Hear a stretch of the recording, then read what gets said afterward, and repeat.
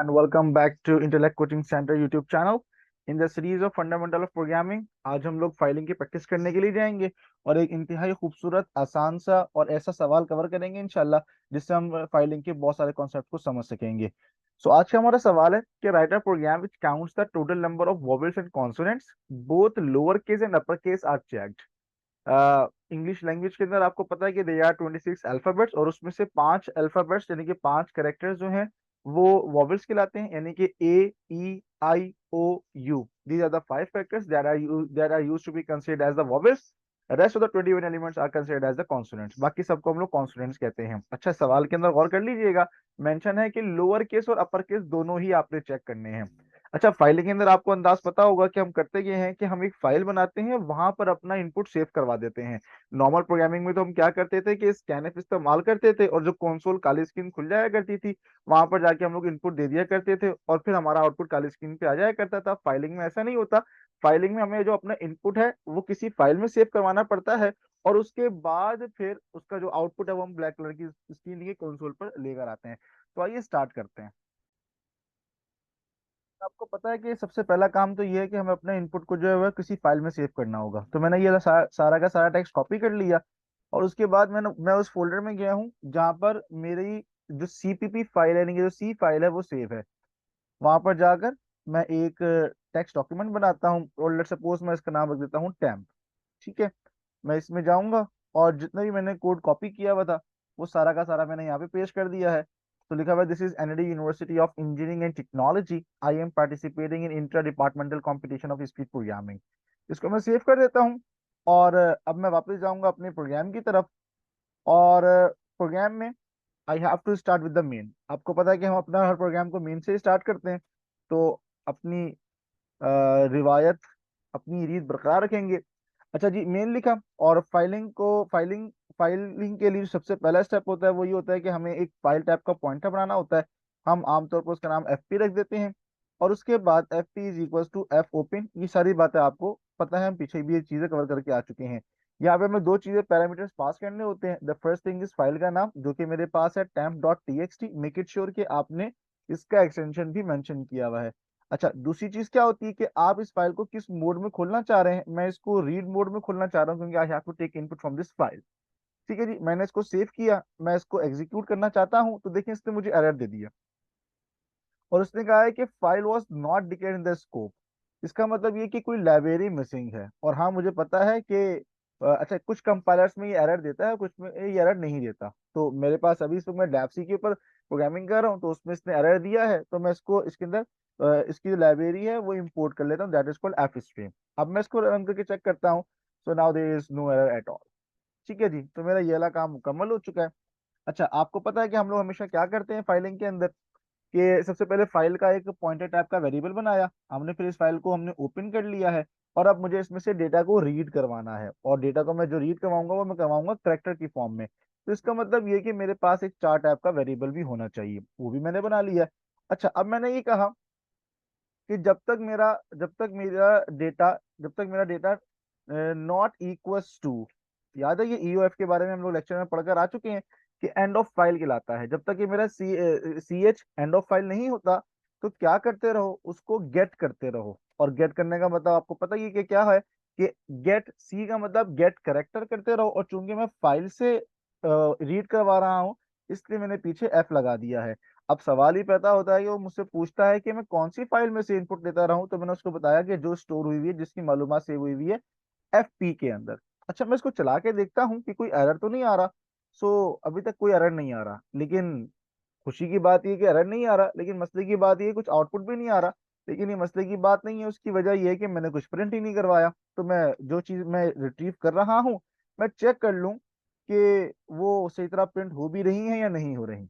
तो मैंने क्या किया, चूंकि वो एक करेक्टर प्रिंट करेगा, मेरे पास जो सी एच वेरिएबल है वो चार टाइप का वेरिएबल है और वो एक करेक्टर को प्रिंट करेगा, इसलिए मैंने सी एच लिख दिया। सी यहाँ पे लिख दिया परसेंटेज ऑफ सी। और चूंकि इस करेक्टर की वैल्यू कहाँ से आएगी, सी एच से, तो मैंने यहाँ पे सी एच लिख दिया। अब मैं चलाकर देखता हूँ। So yes, that's perfect. इसका मतलब ये कि मेरा डेटा एक्सट्रैक्ट होकर आ रहा है। अभी तक मैंने अपने सवाल के एतबार से कोई काम नहीं किया था। ठीक है, अभी तक मैंने जो काम किया है वो सिंपल सा, ये एक फाइल बनाई है, उस फाइल के अंदर अपने डेटा को मैंने रखा है और उसमें से मैं डेटा को रीड करवा रहा हूँ। अगला सारा काम लॉजिक का है। अच्छा, अब गौर कीजिए जरा, हम पीछे पढ़कर आ चुके हैं कंडीशंस के हवाले से कि अब वो करेगा क्या, मेरे पास जो भी करेक्टर आता है वो सेव कहाँ पे होता है, सी एच के अंदर। तो अब अगर वो वॉवेल है तो चेक करवाने के लिए मैं किसको चेक करूंगा, सी एच को चेक करूंगा। तो मैंने कहा कि चेक करो, अगर सी एच की वैल्यू ए हो या सी एच की वैल्यू ई हो, मैंने बताया ना 5 वॉवेल्स होते हैं ए ई, और उसके बाद चेक करो कि करेक्टर की वैल्यू अगर आई हो, या चेक करो कि अगर करेक्टर की वैल्यू ए ई आई ओ हो, और एक रह गया हमारे पास यू, यहाँ पे करेक्टर की वैल्यू यू हो, ए ई आई ओ यू। अगर इन 5 में से कोई एक हो तो इसका मतलब ये है कि वो वॉवेल है। अच्छा, अब मुझे वॉवेल्स को और कॉन्सोनेंट्स को काउंट करना पड़ेगा, तो उसके लिए मुझे दो इंटीजर टाइप के वेरिएबल्स चाहिए होंगे। तो मैंने कॉन्सोनेंट्स को काउंट करने के लिए C is equal to zero कर दिया, और वॉवेल्स को काउंट करने के लिए V is equal to zero कर दिया। सी के अंदर मैं कॉन्सोनेंट्स को काउंट करूंगा और वी के अंदर मैं वॉवेल्स को काउंट करूंगा। अच्छा, इसकी दूसरी और बेवकूफाना अप्रोच ये हो सकती है कि आप इन 5 के बजाय उन 21 को काउंट कर लीजिए। तो जस्ट थिंक अबाउट इट कि अगर आप ये 5 यहाँ पे ना लिखें और आप बोले यार मैं वॉवेल काउंट नहीं कर रहा बल्कि मैं कॉन्सोनेंट काउंट करूंगा, तो कॉन्सोनेंट के लिए यू नीड टू राइट 21 और ओवर देयर। ठीक है जी, आपको 21 कंडीशंस लगानी पड़ जाएंगी। अच्छा, अगर तो इन 5 में से कोई चीज हो तो इसका मतलब क्या चीज है, वो वॉवेल है। और बहुत आसान सी बात है कि अगर वो वॉवेल में से कुछ नहीं है तो वो क्या चीज होगी, कॉन्सोनेंट। दैट्स कूल, बहुत सिंपल है। अच्छा, अब ये वाला काम तो वाइल लूप के अंदर होगा कि वो फैसले करेगा कि कौन सा वॉवेल है और कौन सा कॉन्सोनेंट है, और जब वो इन चीजों का फैसला कर ले तो वो मुझे आउटपुट दे दे। तो मैं यहाँ पे लिख देता हूँ कॉन्सोनेंट्स, और जितने भी कॉन्सोनेंट्स काउंट होंगे वो यहाँ पे प्रिंट हो जाएंगे सी की शक्ल में, और दूसरी तरफ मैं प्रिंट करवा देता हूँ वॉवेल्स।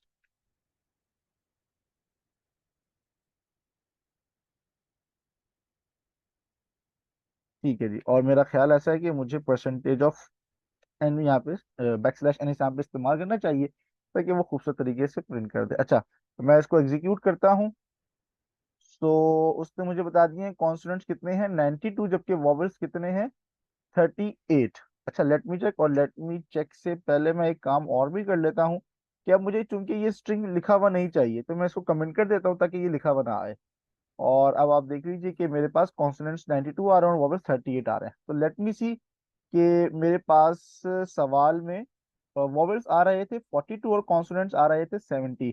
इसका मतलब ये कि देयर इज समथिंग रॉन्ग, और वो रॉन्ग वाली बात आपने भी देख ली होगी, जो मैंने शुरू में एम्फेसाइज कर दी थी कि मैंने अभी सारा का सारा काम किस पे किया है, लोअर केस पे। अभी अपर केस वाला काम बाकी है। इसका मतलब ये कि अभी हमें अपर केस के ऊपर भी काम करना पड़ेगा। मैं वापस जाऊंगा और वापस जाकर मैं यहाँ पर 5 और लगाऊंगा, और अब आप मेरी बात को समझ चुके होंगे कि मैं क्या करने वाला हूँ। यानी कि मैं कैपिटल ए पे भी काम करूंगा, मैं कैपिटल ई पे भी काम करूंगा, आई ओ और यू। ठीक है जी, ठीक है जी, ये वाला काम भी कर लेते हैं। ए ई, देन वी हैव, सॉरी, ए ई के बाद बारी है आई की, उसके बाद बारी है ओ की, और उसके बाद बारी है यू की। ओके, तो ये ठीक है। तो अब हो गया, अब मैं इसको चला के देखता हूँ। लेट मी सी कि, अच्छा, जो ये सम एरर, और वो कहता है कि टर्मिनेटर कोड में कुछ गलती हो गई है।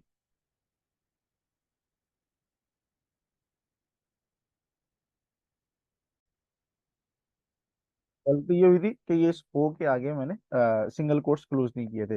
ओके, लेट मी सी। और अब देखेंगे, मुझे बता रहा है कि कॉन्सोनेंट्स कितने हैं 88, और वॉवेल्स कितने हैं 42। तो आपको बात समझ में आई होगी कि किस तरीके से, कितनी आराम से हमने ये सवाल किया है। अच्छा, अब इसमें एक वेरिएशन ये भी आ सकती है कि कोई आपको एक स्ट्रिंग दे दी जाए और आपसे कहा जाए कि you are suppose to count the number of words, you are suppose to count the number of characters, या फिर you are suppose to count the number of sentences. और हम सब लोगों को पता है कि ये चीजें कैसे डिफरेंशिएट करती हैं एक दूसरे को। अच्छा, मैं इसी सवाल में इंप्लीमेंट करने की कोशिश करता हूँ, आइए मेरा साथ दीजिएगा। कि मैं चाहता हूं कि मैं नंबर ऑफ वर्ड्स को काउंट कर लूं, तो मैंने w is equal to zero कर दिया। अच्छा, अभी मैं let me be specific towards the words. अच्छा, वर्ड्स का क्राइटेरिया क्या होता है? वर्ड्स का क्राइटेरिया ये होता है कि अगर मैं यहाँ पे एक कंडीशन और लगाता हूँ कि अगर मेरे पास जो सी एच की वैल्यू है वो उसमें स्पेस आ जाए। देखिए वर्ड कब हम लोग तो देख के डिफरेंशिएट कर लेते हैं ह्यूमंस कि वर्ड कब आएगा ना, कब चेंज हुआ है, तो स्पेस आता है बीच में। तो जैसे हम परसीव कर रहे हैं वैसे ही आप कंप्यूटर को भी परसीव करवा दीजिए। तो अगर जो जो भी करेक्टर आपने उठाया है वो एक बीच में स्पेस हो, स्पेस बार जिसको हम लोग बोलते हैं, तो आप क्या करें, उसको आप काउंट कर लीजिए कि अब वर्ड प्लस प्लस हो गया है। लेकिन आप गौर कीजिए जरा, जस्ट थिंक अबाउट इट कि एक सेंटेंस लिखा हुआ है आई एम अली। ठीक है, आई एम अली, इसमें वर्ड्स कितने हैं? तीन, लेकिन इसमें स्पेसिस कितने हैं? दो। तो अब आपको बात समझ में आ गई होगी कि हमें वो अपना जो वर्ड का वेरिएबल है उसको वन से स्टार्ट नहीं कर, जीरो से स्टार्ट नहीं करना चाहिए, हमें उसको वन से स्टार्ट करना चाहिए। और मैं यहाँ पर वर्ड्स को भी प्रिंट करवाने की कोशिश करता हूँ। लेट्स सी के हमारा आउटपुट क्या आता है। और यहाँ मैं बोलता हूँ W, और यहाँ मैं \n इस्तेमाल कर लेता हूँ। एंड लेट्स सी, और ये बता रहा है कि देयर आर 17 वर्ड्स। ठीक है, तो हम अगर अपनी टेक्स्ट फाइल को खोल के रीड करने की कोशिश करें तो थोड़ा सा मुश्किल काम है, लेकिन 1 2 3 4 5 6 7 8 9 10 11 12 13 14 15 16 17 18। सो अब मैं शायद मैंने कोई गलती कर दी हो पढ़ने में, लेकिन ऑलमोस्ट वो 17 18 वर्ड्स ही बन रहे हैं। ठीक है, या फिर शायद हो सकता है कोई स्पेस वो फाइल को लिखते हुए आ गया हो, तो वो उसको भी काउंट कर लेगा basically. Anyhow, so that's how you are counting the number of words. अच्छा, अब अगर आपसे कहा जाए कि भाई आप टोटल नंबर ऑफ करेक्टर्स मालूम करें, वो तो कोई मसले की बात ही नहीं है। आप क्या करें, लेट्स सपोज के टोटल नंबर ऑफ करेक्टर्स, तो टीसी लिख देता हूँ, यानी कि टोटल नंबर ऑफ करेक्टर्स। और उसको तो मालूम करने का तरीका बड़ा आसान सा है कि आप यहाँ पर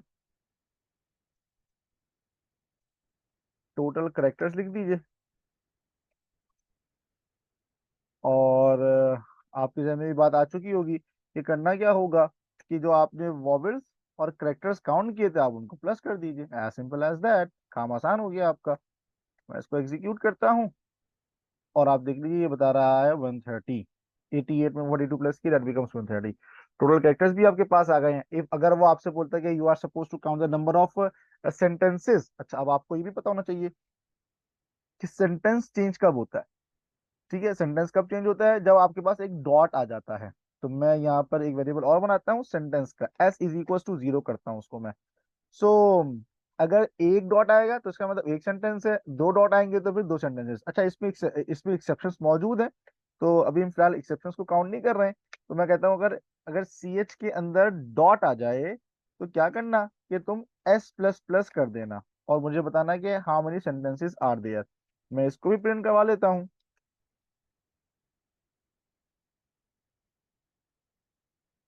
और यहाँ पर ऐसा आ जाएगा, यहाँ मैं \n इस्तेमाल कर लेता हूँ। और लेट्स सी, यस, आपको याद भी होगा कि मेरे पास दो ही सेंटेंसेस लिखे हुए थे, इसलिए वो मुझे दिखा भी रहा है कि they are two two sentences. अच्छा, अगर मैं अब मैं क्या करता हूँ, अपनी एक फाइल, इस फाइल को ना छोटा सा कर लेता हूँ। मैं बोलता हूँ कि this is Intellect coaching centre. अभी आपके आपको समझ में आ रहा होगा कि we are having only one sentence. ठीक है, 1 2 3 4 5, and there are 5 words. Let me see, check करते हैं। Wow, we are having 5 words. अब देखें वो सही काम कर रहा है, इसका मतलब है कि पिछली फाइल में कोई स्पेस गलत आ रहा था। और वी आर, अच्छा शुरू से चेक करते हैं, वॉबल्स चेक करते हैं। ये हमें बता रहा है कि 10 वॉबल्स हैं। चेक करते हैं, 1 2 3 4 5 6 7 8 9 10। सो ये देयर आर 10 वॉवेल्स। ठीक है जी, बाकी सारे कॉन्सोनेंट्स हो गए 25। वर्ड्स हमने काउंट कर लिए थे 1 2 3 4 5, there are 5 words. Total characters कितने हैं? 35। कैसे पता चला? Consonants plus vowels equals to total number of characters, that is 35। और सेंटेंस हमारे पास एक ही है। अच्छा, जस्ट मैं देखना चाह रहा हूँ कि सेंटेंस ही सही काउंट कर रहा है या नहीं कर रहा। So we are studying FOP, ये दूसरा सेंटेंस हो गया मेरा। And I am a student I am a I am a computer scientist, let's suppose. आप थोड़ी सी स्पेलिंग में गलत तो वही साइंटिस्ट, आई डोंट नो। तो मैंने इसको सेव किया, इसको मैं दोबारा से रन करता हूँ, और I just need to check the number of sentences, और मैं अपने अगर सेंटेंसेस देखूँ तो 1 2 3 4, दैट्स परफेक्ट। इसका मतलब ये है कि हमारा प्रोग्राम बिल्कुल सही काम कर रहा है। आई होप कि आपको समझ में आया होगा। एक छोटे से प्रोग्राम के अंदर हमने बहुत सारी चीजें सीख ली हैं। हमने इसमें लॉजिक बिल्डिंग वाला काम भी कर लिया है, और हमने इसमें देख लिया कि फाइल में से डेटा को रीड कैसे करना है और उसके अंदर कंडीशन को कैसे लगाना है। आपको अच्छा भी लगा होगा, समझ में भी आया होगा। Thank you very much for watching this video. Keep watching. Do ask me any question regarding this lecture in the comment box. I will try my level best to respond you as soon as possible. See you in the next video.